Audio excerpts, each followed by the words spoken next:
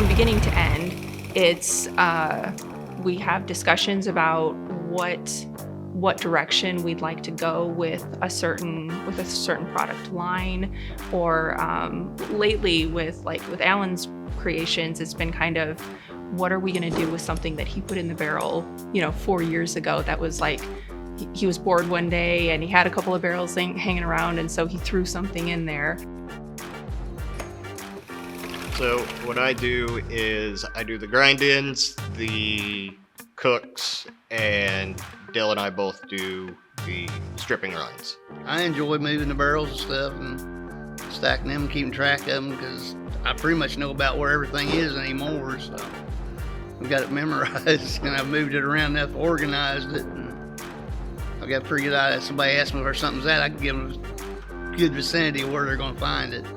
My day starts off with coming in, filling the cooker with water, getting the pre-malts ready, and then starting my grind in and grinding corn, rye, wheat, whatever we happen to be doing into the cooker. Alan has the creative licensing to kind of do what he wants, but once he has a product, we sit down as a team and discuss what it is and what he had in mind as he created it. Or, as you know, Alan is a very vivid storyteller, so he'll toss out some ideas. We all kind of back and forth with it, as well as having a partnership with our distributor, so he'll kind of tell us about what the market trends are.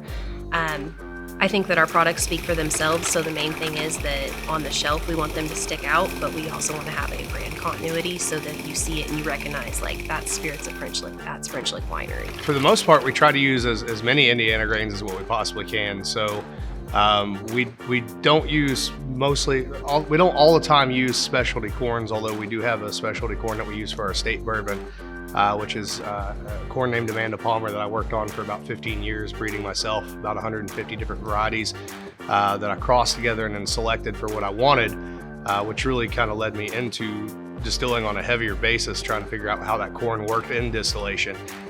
So we grow 15 to 30 acres of that every year on the farm in Martin County that belongs to the Doties. And then as far as our yellow corn, the main corn that we use every day, we do get that from the local co-op. So that's all going to be Orange, Du Bois, and Martin County centric sort of stuff. So we get it as locally as what we can. And the idea behind that being, with our motto having been respect the grain, that we're trying to hold on to as much of that southern Indiana terroir as what we possibly can, even if the corn varietal itself isn't always necessarily something special or something heirloom or something of that nature. I think what really sets us out is our ability and our willingness to experiment. Nick especially is just happy to give Alan all of the creative license that he wants to do, weird projects that nobody else is doing.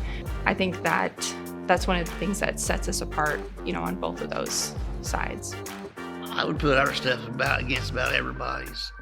I think we were probably the Lee Sinclair and the Maddie.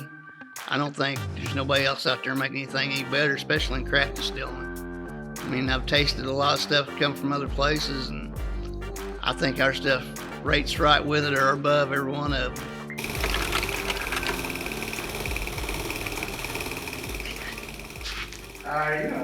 Now I'm gonna relax.